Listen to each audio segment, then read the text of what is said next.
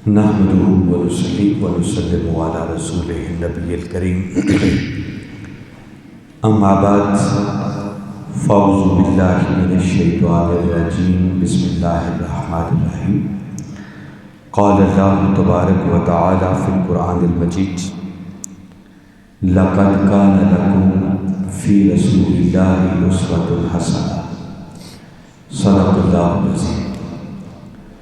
معزز حاضرین و سامعین، اللہ رب العزت کا بے پایہ فضل و احسان ہے کہ جس نے اپنی توفیق خاص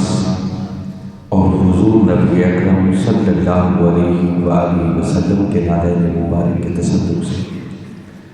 ہمیں ایک مرتبہ پھر اپنی بارگاہ میں حاضر ہونے کی توفیق عطا فرمائی۔ ہماری اس سلسلہ وار گفتگو اس موضوع کے حوالے سے چل رہی ہے کہ تاجدار کائنات صلی اللہ علیہ وسلم کو اللہ رب العزت نے لبادہ بشری میں کیوں بھیجا، اور میں نے اس کی ایک ریزن، ایک وجہ اور ایک سبب جس کو نظر انداز نہیں کیا جا سکتا یہ بتایا کہ اللہ رب العزت نے 12 ربیع الاول کی صبح اپنے محبوب مکرم صلی اللہ علیہ وسلم کو لبادہ بشری میں سیدہ آمنہ رضی اللہ تعالیٰ عنہ کی گود میں اس لیے بھیجا تاکہ اس امت کو اس نبی کی سیرت ملے، کیونکہ جب تک آپ لبادہ بشری میں تشریف نہ لاتے اس وقت تک ہم انسانوں کو زندگی گزارنے کا کوئی دستور میسر نہیں آ سکتا تھا۔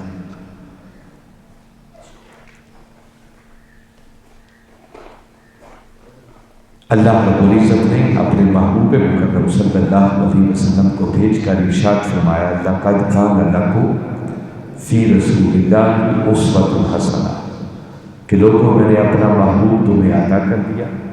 اب تیرے محبوب کو تکتے چلے جاؤ اور ان کی سیرت طیبہ کے رنگ میں خود کو رنگ کر اپنی دنیا بھی سنوارتے چلے جاؤ اور اپنی آخرت بھی سنوارتے چلے جاؤ، کیونکہ اب تمہاری زندگیوں کے لیے بہترین ماڈل اور نمونہ آدمی ہے تو وہ میرے مصطفیٰ کی سیرت اور سنت ہے۔ مگر جس دور سے ہم گزر رہے ہیں کمی یہ ہے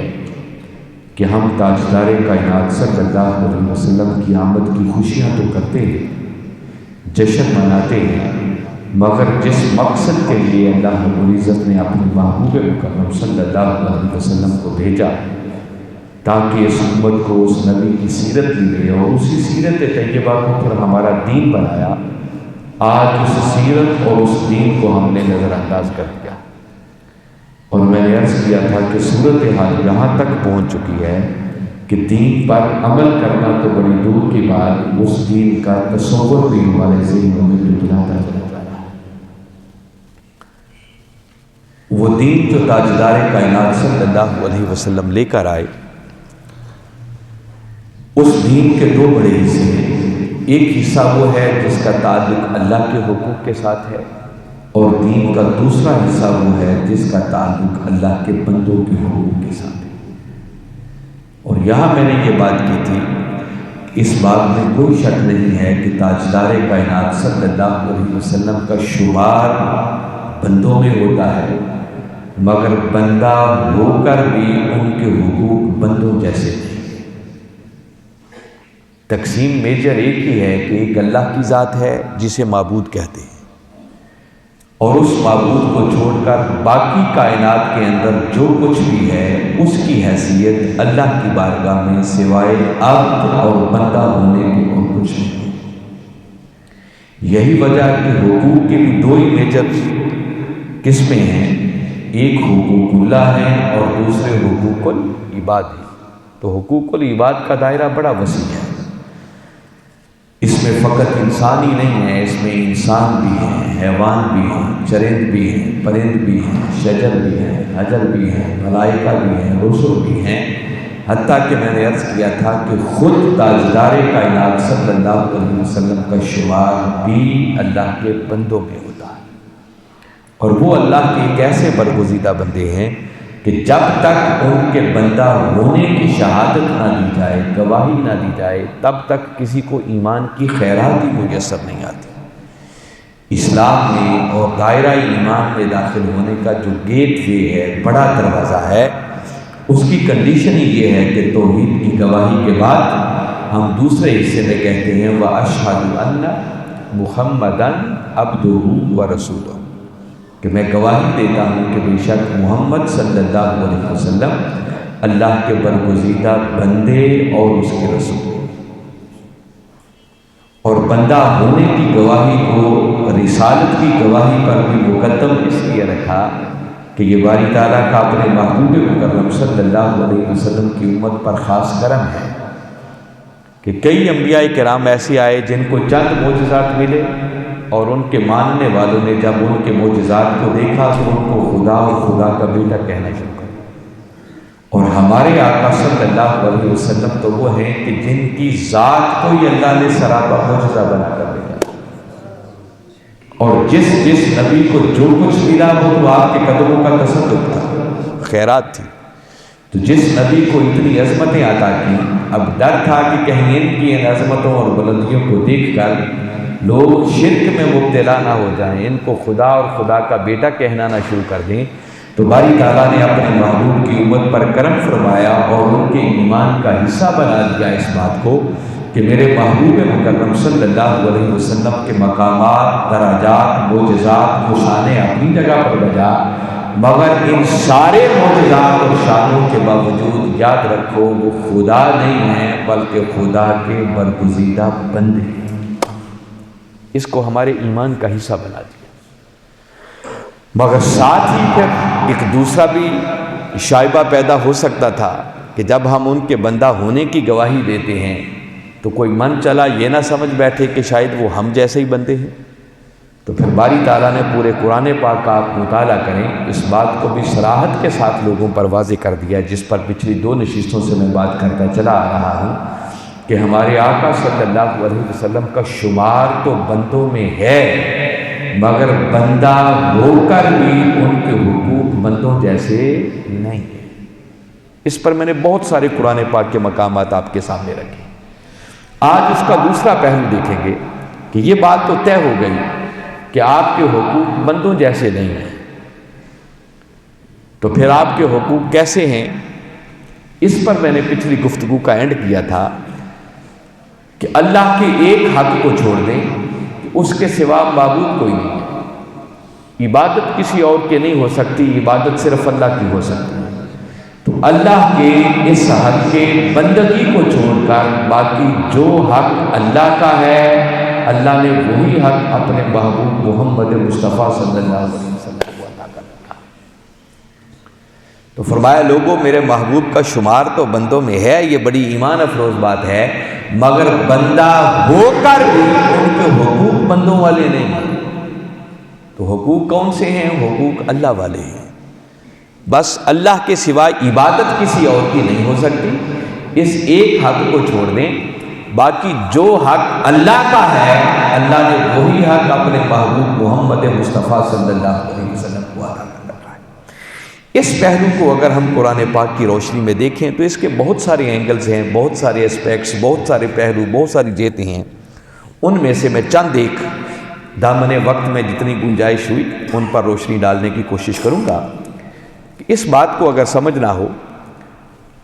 قرآن میں بھی اور خود تاجدار کائنات صلی اللہ علیہ وسلم نے اپنے فرامین کے ذریعے بھی اپنی اس شان کو بڑا واضح کیا تاکہ لوگ کسی دوسرے مغالطے کا شکار نہ ہوں۔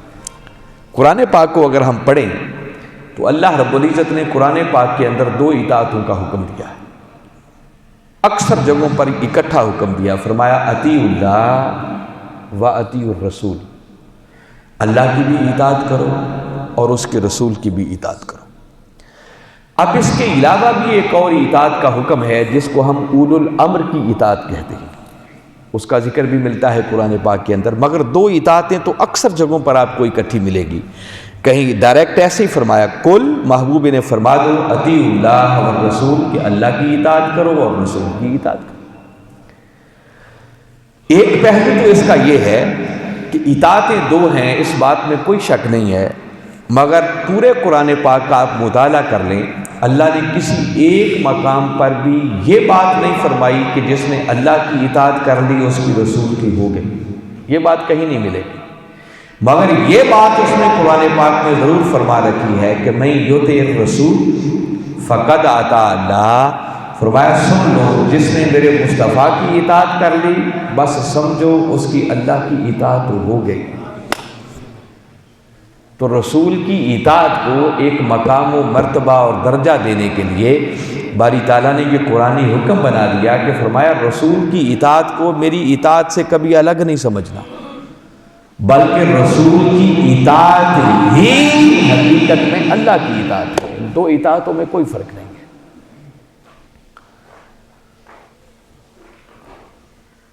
اب قرآن پاک کا ایک مقام جو میں آپ کے سامنے رکھنا چاہ رہا ہوں، اس کو آپ سنیں گے تو آپ کو اندازہ ہوگا کہ اللہ رب العزت نے باقی لوگوں سے اپنے رسول کے حقوق کو الگ کر کے اور بالخصوص اس اطاعت کے بعد میں کس طرح اپنے ساتھ ملا کر بیان کیا۔ یہ سورہ نساء ہے، قرآن پاک کی 4 سورت، اس کی آیت نمبر 59 ہے۔ باری تعالیٰ نے ارشاد فرمایا یا ایھا الذین آمنوا، اے ایمان والو، اطیعوا اللہ و اطیعوا الرسول، فرمایا اللہ کی بھی اطاعت کرو اور اس کے رسول کی بھی اطاعت کرو، اور ساتھ آگے فرمایا وَأُولِي الْأَمْرِ مِنْکُمْ، اور جو بھی تم میں سے صاحبان امر ہیں فرمایا ان کی بھی اطاعت کرو۔ فَإِن تَنَازَعْتُمْ فِي شَيْءٍ فَرُدُّوهُ إِلَى اللَّهِ وَالرَّسُولِ، اور اگر کسی مسئلہ میں تمہارے اندر کوئی اختلاف پیدا ہو جائے تو فرمایا پھر حتمی فیصلہ کے لیے اسے اللہ اور اس کے رسول کی طرف لوٹا دو۔ اب اس آیت کریمہ میں بنیادی بات جو میں آج آپ کی اس نشست میں آپ کے سامنے عرض کرنا چاہ رہا ہوں، جو میں بتا رہا تھا کہ تاجدار کائنات صلی اللہ علیہ وسلم کا شمار تو بندوں میں ہے، مگر بندہ ہو کر بھی ان کے حقوق بندوں جیسے نہیں ہیں بلکہ حقوق اللہ والے ہیں۔ یہ پہلو بالخصوص میں آج کی نشست میں آپ کے سامنے رکھ رہا۔ اب اس آیت کریمہ میں دیکھیں باری تعالیٰ نے بنیادی طور پر 3 اطاعتوں کا حکم دیا، ایک اللہ کی اطاعت ہے، ایک رسول کی اطاعت ہے، اور تیسری اولو الامر صاحبان امر کی اطاعت ہے۔ اولو الامر کا دائرہ بڑا وسیع ہے، اس میں بس سادہ لفظوں میں یوں سمجھ لیں کہ جو بھی آپ کا سینئر ہے وہ آپ کے لیے اولو الامر کا درجہ رکھتا ہے۔ اس میں آپ کا کوئی باس بھی آ جائے گا، کوئی ہیڈ ماسٹر بھی آ جائے گا، پرنسپل بھی آ جائے گا، آپ کے والدین بھی آ جائیں گے، آپ کے اساتذہ بھی آ جائیں گے، آپ کے پیر و مرشد بھی آ جائیں گے، آپ کے حکمران بھی آ جائیں گے۔ جو بھی آپ سے بڑا ہے، سینئر ہے، تو وہ آپ کے لیے صاحب امر ہے۔ تو باری تعالیٰ نے فرمایا اللہ کی اطاعت کرو، اس کے رسول کی اطاعت کرو، اور جو تم میں سے صاحبان امر ہیں فرمایا ان کی بھی اطاعت کرو۔ اب بنیادی طور پر 3 اطاعتیں ہیں، مگر قرآن پاک کی آیت پر غور کریں، آپ کو ایک بڑا لطیف فرق بتا رہا ہوں۔ جب باری تعالیٰ نے اپنی اطاعت کی بات کی تو فرمایا اطیعوا اللہ، اللہ کی اطاعت کرو، اطیعوا کا لفظ ملے گا۔ جب رسول کی اطاعت کی باری آئی تو باری تعالیٰ نے پھر دوبارہ اسی اطیعوا کے لفظ کو ریپیٹ کیا، فرمایا وَأَطِیعُوا الرَّسُولِ، اور رسول کی بھی اطاعت کرو۔ مگر جب تیسری اطاعت کی بات آئی وَأُولِي الْأَمْرِ مِنْکُمْ، تو تیسری مرتبہ اطیعوا کا لفظ کوئی نہیں، اور اللہ کا کوئی کام بھی حکمت سے خالی نہیں ہوتا۔ اب چاہیے تو یہ تھا کہ یہاں بھی تیسری مرتبہ اطیعوا کا لفظ پھر وارد ہو جاتا، فرمایا جاتا اطیعوا اللہ وَأَطِیعُوا الرَّسُولِ وَأَطِیعُوا أُولِي الْأَمْرِ مِنْکُمْ، یوں کہہ دیا جاتا۔ یا اگر ایک ہی اطیعوا لانا تھا تو جیسے شروع میں ایک بار آ گیا اطیعوا اللہ، اب دوسری بار دہرانے کی ضرورت نہیں تھی، سیدھا کہہ دیا جاتا وَالرَّسُولِ وَأُولِي الْأَمْرِ مِنْکُمْ، ایک ہی اطیعوا میں سارے شامل ہو جاتے۔ باری تعالیٰ نے ایسا نہیں کیا، اپنے لیے بھی اطیعوا کا لفظ رکھا، اپنے رسول کے لیے پھر اسی حکم کو دہرایا، مگر جب صاحبان امر کی باری آئی تو ان کے اطاعت کا حکم دیا، مگر تیسری مرتبہ اطیعوا کا لفظ نہیں دہرایا۔ اس کا مطلب یہ ہے، جس پر مفسرین نے بڑی صراحت کے ساتھ بحث کی اور لکھا، اور حضور شیخ الاسلام کی کتاب اس وقت میرے سامنے ہے، آپ نے اسی نقطے پر روشنی ڈالی اور بڑی وضاحت کے ساتھ آپ نے اپنے کئی خطابات کے اندر اس چیز کو بیان کیا۔ فرمایا باری تعالیٰ اپنے لیے اور اپنے رسول صلی اللہ علیہ وسلم کے لیے اطیعوا کا لفظ استعمال کر کے در حقیقت یہ بتانا چاہ رہے ہیں کہ لوگوں جیسی اطاعت اللہ کی ہے ویسی اطاعت اس کے رسول محمد مصطفیٰ صلی اللہ علیہ وسلم۔ ان دونوں اطاعتوں میں کوئی رتی برابر بھی کوئی فرق نہیں ہے، میں زور دے کے کہہ رہا۔ جس طرح جب جہاں جس حال میں جو حکم اللہ دے اس میں کسی اف اور بٹ کی کوئی گنجائش نہیں ہے، اس کے سامنے سر تسلیم خم کرنا ضروری ہے۔ بس جو اللہ نے حکم دے دیا اب تمہاری سمجھ میں بات آئے یا نہ آئے اس کے سامنے سر تسلیم خم کرنا ہوگا۔ فرمایا این یہی شان میرے محبوب محمد مصطفیٰ صلی اللہ علیہ وسلم کی ہے، میرا رسول تمہیں جب جہاں جس حال میں جو حکم بھی دے دے تمہیں کوئی اف اور بٹ کی گنجائش نہیں ہے، بس جیسے سنو جو میرا رسول فرما دے اس کے سامنے سر تسلیم خم کرنا ضروری ہے۔ یہ دونوں اطاعتیں انکنڈیشنل ہیں، ان چیلنجیبل ہیں، ایبسولیوٹ ہے، مطلق ہے، یہاں کوئی اف اور بٹ کی گنجائش ہی نہیں ہے۔ رہ گئی تیسری اطاعت جس میں صاحبان امر کی بات کی، اس میں اطیعوا کا لفظ دوبارہ استعمال نہ کر کے باری تعالیٰ بتانا چاہ رہے ہیں کہ ہاں صاحبان امر کی اطاعت بھی ضروری ہے، مگر وہ انکنڈیشنل نہیں ہے، وہ کنڈیشنل ہے، وہ چیلنجیبل ہے، وہ ایبسولیوٹ نہیں ہے، مطلق نہیں ہے۔ اولو الامر کی اطاعت اس وقت تک تمہارے لیے ضروری ہے جب تک وہ خود اللہ اور اس کے رسول کے تابع رہیں۔ وہ کوئی حکم دیں تو ان کے حکم کو پہلے دیکھا جائے گا، پرکھا جائے گا، غور کیا جائے گا کہ یہ حکم صحیح ہے یا غلط ہے۔ اگر وہ اللہ اور اس کے رسول کے احکامات کے مطابق ہے تو ان کی اطاعت ضروری ہے، اور اگر اللہ اور اس کے رسول کے احکامات کے مطابق نہیں ہے، وہ خود اس دائرے سے باہر نکل گئے، تو بھلے سے تمہارا پیر و مرشد ہی کیوں نہ ہو، اس کی اطاعت بھی تمہارے اوپر واجب تو بڑی دور کی بات ہے۔ اگر اللہ اور اس کے رسول کے احکامات کے خلاف کوئی حکم دے اور آپ اس کی اطاعت کریں گے تو اس پر اجر ثواب تو بڑی دور کی بات، وہ اللہ اور اس کے رسول کی نافرمانی ہوگی، گناہ شمار ہوگا، پھر ان کی اطاعت نہیں کی جائے گی۔ یہ شان صرف کائنات میں اللہ کے بعد ایک ہی ہستی کو مخلوق میں حاصل ہے، اور وہ اس کے برگزیدہ بندے حضرت محمد مصطفیٰ صلی اللہ علیہ وسلم ہے کہ وہ جب جس لمحے جس حال میں بھی جو حکم دے دیں اس کی اطاعت ہمارے اوپر لازم ہے، واجب ہے۔ ان کی اطاعت انکنڈیشنل ہے، انچیلنجیبل ہے۔ اس کی تفصیلات انشاءاللہ اگلی نشست میں بیان کروں گا کہ آپ کی یہ شان کیا ہے۔ یہ وجہ ہے کہ اسلام میں شارع عین کے ساتھ یعنی واضح قانون کی حیثیت صرف خدائے لم یزل اور اس کے رسول مکرم صلی اللہ علیہ وسلم کو حاصل ہے۔ شریعت کیسے بنتی ہے اس کے بنیادی ماخذ دو ہی ہیں، ایک اللہ اور دوسرا اس کا رسول صلی اللہ علیہ وسلم، قرآن اور سیرت محمد مصطفیٰ صلی اللہ علیہ وسلم، یہیں سے شریعت بنتی ہے۔ اس میں اللہ تعالیٰ کی حاکمیت جو ہے وہ حقیقی اور اصلی ہے، جبکہ رسول مکرم صلی اللہ علیہ وسلم کی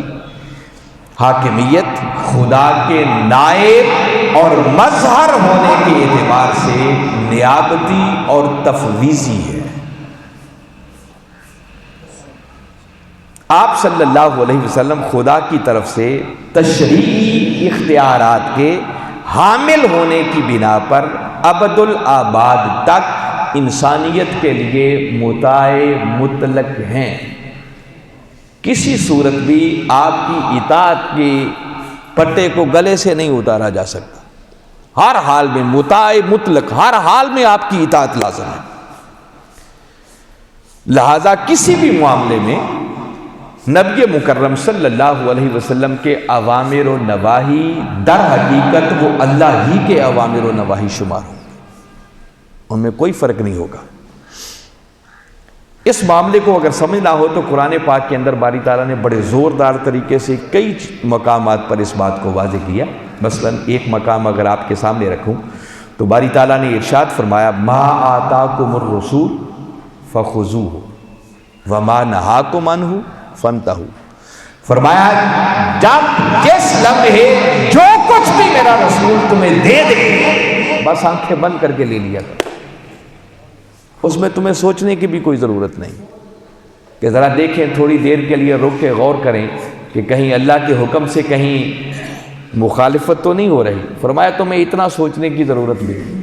یہ بڑی اہم بات میں کہہ رہا ہوں، بڑا اہم نکتہ ہے۔ جیسے اور کوئی آ جائے حکم دے تو پہلے اطاعت سے پہلے ان کے احکامات تو دیکھا جائے گا کہ اللہ اور اس کے رسول کے احکامات کے مطابق ہیں یا نہیں ہیں۔ اگر اللہ اور اس کے رسول کے احکامات کے تابع ہو اس کا حکم، ان کی اطاعت لازمی ہے،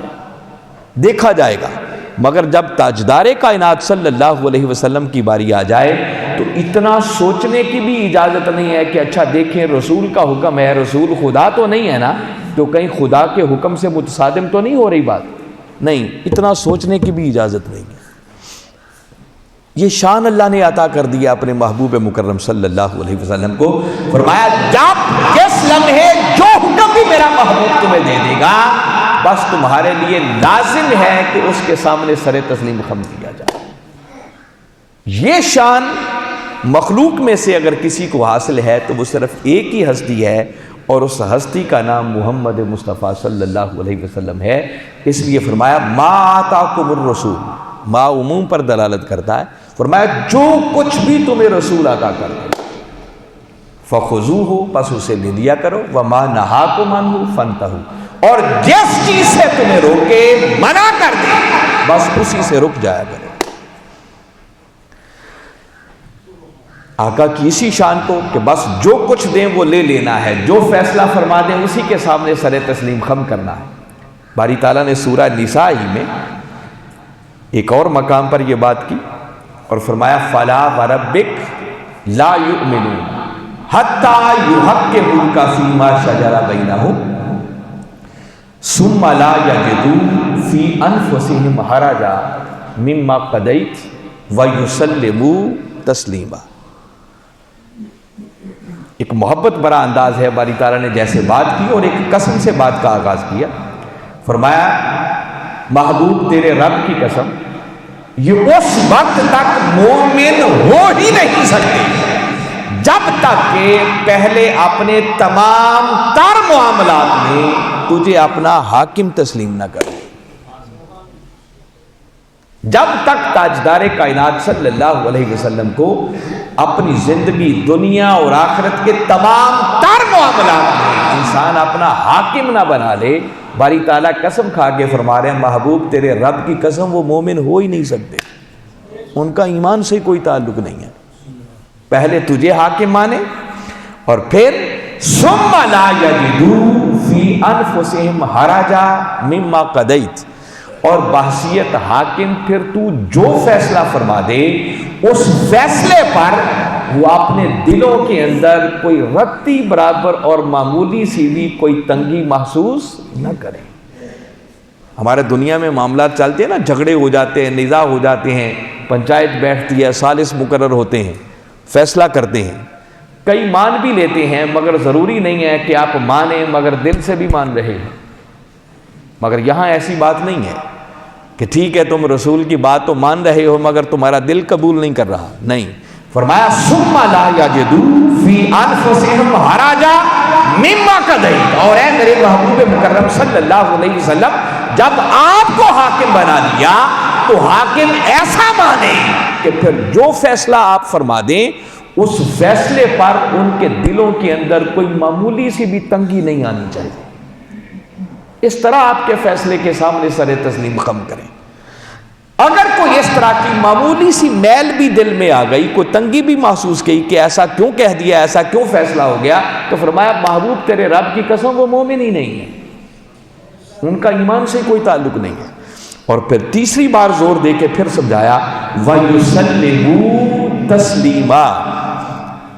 ایک تو میرے محبوب کو حاکم مانو، پھر جو فیصلہ فرما دے تمہارے دلوں میں کوئی تنگی نہیں ہونی چاہیے اس پر، اور پھر میرے محبوب کے حکم کے سامنے اس طرح اپنے سر کو جھکا دیا جائے جیسے سر جھکانے کا حق ہوتا ہے۔ یہ شان اگر کائنات میں حاصل ہے تو وہ ایک ہی ہستی ہے جس کو محمد مصطفیٰ صلی اللہ علیہ وسلم۔ اگر یہ کیفیت نہیں ہے تو فرمایا ایمان ہی نہیں ہے، وہ بندہ دائرہ ایمان سے ہی خارج ہے، اس کو ایمان کی خیرات ہی نہیں مل سکتی۔ اور قسم کھا کر فرمایا محبوب تیرے رب کی قسم وہ مومن ہی نہیں ہو سکتی۔ تو میں یہ بات آپ کو بنیادی طور پر آج کی نشست میں بتا رہا ہوں کہ تاجدار کائنات صلی اللہ علیہ وسلم کا شمار بندوں میں ہے، مگر بندہ ہو کر بھی ان کے حقوق بندوں جیسے نہیں ہیں۔ تو حقوق کیسے ہیں؟ اللہ تعالیٰ نے بندہ ہوتے ہوئے بھی ان کو ان امور کے اندر اپنے مقام پر لا کر کھڑا کر دیا۔ اور یہ بات جو میں بھی کہہ رہا ہوں کہ اپنے مقام پر لا کے کھڑا کر دیا ہے، اس بات کو ابن تیمیہ نے اپنی کتاب الصارم المسلول کے اندر باقاعدہ بیان کیا، ایک اصول کے طور پر درج کیا۔ وہ کہتے ہیں فقط اقامہ اللہ مقام نفسہ فی امرہ و نہیہ و بیانہ و اخبارہ فلا یجوز ان یفرق بین اللہ والرسول فی شیء من ہذہ الامور۔ ابن تیمیہ کہتے ہیں کہ اللہ رب العزت نے امر میں، نہی میں، بیان میں، اخبار میں اپنے رسول کو خود اپنے مقام پر فائز کر دیا۔ باقی تو بڑے بڑے اماموں نے لکھا، میں بتا رہا ہوں کہ ابن تیمیہ جن کو ہم سمجھتے ہیں شاید دوسرے طبقے کے ہیں، میں ان کا حوالہ دے رہا ہوں جو حضور شیخ الاسلام نے اپنی کتاب میں درج کیا۔ ان کی کتاب الصارم المسلول کے اندر یہ درج ہے، وہ کہتے ہیں کہ اللہ رب العزت نے امر، نہی، بیان اور اخبار میں اپنے رسول مکرم صلی اللہ علیہ وسلم کو اپنے مقام پر لا کے کھڑا کر دیا۔ فلا یجوز ان یفرق بین اللہ والرسول فی شیء من ہذہ الامور، فرمایا ان امور کے اندر کسی ایک شے میں بھی اللہ اور اس کے رسول کے درمیان فرق کرنا یہ کسی صورت جائز ہی نہیں ہے، اجازت ہی نہیں ہے اس کی۔ تو میں یہ زور دے کے آج کی نشست میں بات بتا رہا ہوں کہ تاجدار کائنات صلی اللہ علیہ وسلم کا شمار بندوں میں ہے، مگر بندہ ہو کر بھی ان کے حقوق بندوں جیسے نہیں ہیں۔ کیسے ہیں؟ بس اللہ کے ایک حق بندگی کو چھوڑ دیں کہ اس کے سوا معبود کوئی نہیں ہے، باقی جو حق اللہ کا ہے اللہ نے وہی حق اپنے محبوب محمد مصطفیٰ صلی اللہ علیہ وسلم کو عطا کر رکھا۔ اور تاجدار کائنات صلی اللہ علیہ وسلم کی اس شان کا اگر آپ نے کبھی اندازہ کرنا ہو تو قرآن پاک کی 20 آیات آپ کو مل جائیں گی کہ جہاں اللہ رب العزت نے اپنا بھی ذکر کیا، اپنے رسول مکرم صلی اللہ علیہ وسلم کا بھی ذکر کیا، مگر دونوں کا ذکر کر کے آگے ضمیر واحد کی استعمال، جیسے فرمایا واللہ ورسولہ احق ان یردوہ، فرمایا اللہ اور اس کا رسول حقدار ہے کہ اسے راضی کیا جائے۔ ان کانوا مؤمنین، اب غور کریں، بڑی آسان کر کے بھی یہ بات بتانا چاہ رہا ہوں، پر فرمایا اللہ اور اس کا رسول، دو کا ذکر آ گیا، واللہ ورسولہ، اللہ اور اس کا رسول احق، حقدار ہیں۔ اب دو کی بات آگے تو ہیں کہیں گے نا، اور آگے فرمایا جانا چاہیے تھا جو ہمارا ایک ضابطہ قانون بنتا ہے کہ جب دو کا ذکر ہے تو آگے کہا جاتا ان یردوہما، کہ اللہ اور اس کا رسول حقدار ہیں کہ انہیں راضی کیا جائے۔ چونکہ دو کا ذکر آ گیا نا، مگر قرآن ایسے بات نہیں کر رہا، قرآن کہہ رہا ہے واللہ ورسولہ احق ان یردوہ، وہ واحد کی ضمیر استعمال کی، ذکر دو کا ہے، ان یردوہما نہیں کہا کہ اللہ اور اس کا رسول حقدار ہیں کہ انہیں راضی کیا جائے، نہیں، فرمایا اللہ اور اس کا رسول حقدار ہیں کہ اسے راضی کیا جائے۔ تو باری تعالیٰ تو نے دو کا ذکر کر کے ضمیر واحد کی استعمال کیوں کی؟ معاذ اللہ قرآن میں غلطی تو ہو نہیں سکتی، کہ کوئی سمجھے کہ مغالطے سے کوئی ایسا ہو گیا، نہیں، جب غلطی نہیں ہو سکتی تو پھر باری تعالیٰ واحد کی ضمیر استعمال کر کے بھی ہمیں کوئی پیغام دینا چاہ رہے ہیں، کوئی بات سمجھانا چاہ رہے ہیں۔ اللہ کا کوئی حکم، کوئی کام بھی حکمت سے خالی نہیں ہے، اور یہاں حکمت یہ کار فرما ہے کہ وہ بتانا چاہ رہا ہے کہ ہاں میں اور میرا رسول ہم ذاتیں تو دو ہیں مگر دونوں کی رضا ایک ہے۔ وہ بتانا چاہتا ہے، آگے شرط ہے ان کانوا مومنین، فرمایا اگر یہ مومن ہوتے تو ان کو اس بات کی سمجھ ہوتی کہ اللہ اور اس کا رسول حقدار ہیں کہ اسے راضی کیا جائے۔ کیا مطلب؟ کہ بس یہ رسول کو راضی کرتے، اور انہیں سمجھ آ جاتی کہ رسول کو راضی کرنا ہی حقیقت میں خدا کو راضی کرنا۔ تو یہ بات بنیادی طور میں بتانا چاہ رہا ہوں کہ تاجدار کائنات صلی اللہ علیہ وسلم کا شمار تو بندوں میں ہے، مگر بندہ ہو کر بھی ان کے معاملات، ان کے حالات، ان کی شان، ان کا مقام اور ان کے حقوق وہ بندوں جیسے نہیں ہیں، وہ اللہ نے ڈیفرنٹ رکھا ہے۔ اور قرآن بھرا پڑا ہے۔ آج ابھی چونکہ دامن وقت میں مزید آگے گنجائش نہیں ہے، اس طرح کی کتنی آیات ہیں، جیسے فرمایا ان الذین یبایعونک انما یبایعون اللہ ید اللہ فوق ایدیہم، محبوب یہ جو تیرے ہاتھ پر بیعت کر رہے ہیں یہ تیرے ہاتھ پر نہیں بلکہ خدا کے ہاتھ پر بیعت کر رہے ہیں۔ تو کملی والے آقا صلی اللہ علیہ وسلم کی بیعت کو اللہ نے اپنی بیعت قرار دے دیا۔ فرمایا وما ینطق عن الہوی ان ہوا الا وحی یوحی، فرمایا یہ رسول اپنی خواہش نفس سے کچھ نہیں بولتا، بلکہ جب جس لمحے جو کچھ ان کی زبان سے نکل جائے بس سمجھ لو وہی اللہ کی وحی ہوتی ہے۔ تو باری تعالیٰ بتانا چاہ رہے ہیں کہ میرے رسول کی بات ہی حقیقت میں خدا کی بات ہے۔ وما رمیتا اذ رمیتا ولکن اللہ رما، فرمایا محبوب وہ جو تو نے کنکریاں پھینکی تھیں وہ تو نے نہیں بلکہ وہ تو تیرے رب نے پھینکی۔ تو رسول کے عمل کو باری تعالیٰ نے اپنا عمل قرار دے دیا۔ تو حاضرین مکرم، آج کی نشست میں جو بنیادی بات میں نے آپ کے سامنے رکھی اور وہ کوشش کر رہا ہوں آپ کے سامنے رکھنے کی کہ تاجدار کائنات صلی اللہ علیہ وسلم کا شمار بندوں میں ہے، اس بات میں شک نہیں ہے، معبود ایک ہی ہے۔ باقی کائنات کے اندر جو کچھ بھی ہے اس کی حیثیت اللہ کی بارگاہ میں سوائے عبد اور بندہ ہونے کے اور کچھ نہیں۔ تو تاجدار کائنات صلی اللہ علیہ وسلم کا شمار تو بندوں میں ہے، مگر بندہ ہو کر بھی ان کے حقوق بندوں جیسے نہیں ہیں۔ تو حقوق کیسے ہیں؟ حقوق اللہ والے ہیں۔ اللہ کے ایک حق کو چھوڑ دیں کہ اس کے سوا معبود کوئی نہیں ہے، عبادت کسی کی نہیں ہو سکتی، باقی جو حق اللہ کا ہے اللہ نے وہی حق اپنے محبوب محمد مصطفیٰ صلی اللہ علیہ وسلم کو عطا کیا۔ انشاءاللہ اس کی تفصیل میں ہم اگلی نشست میں مزید جائیں گے کہ اللہ نے یہ حق اور یہ شانیں اپنے محبوب کو پھر کیسے کیسے عطا کی اور قرآن پاک میں ان کا کیسے ذکر آتا ہے۔ اللہ کی بارگاہ میں دعا ہے کہ باری تعالیٰ ہمیں اپنے محبوب مکرم صلی اللہ علیہ وسلم کی اس مقام و مرتبہ کو سمجھ کر ان کی سچی اور سچی غلامی کا پردہ اپنے گلے میں ڈال کر اپنی دنیا اور آخرت کو سنوارنے کی توفیق عطا فرمائے۔ وما علینا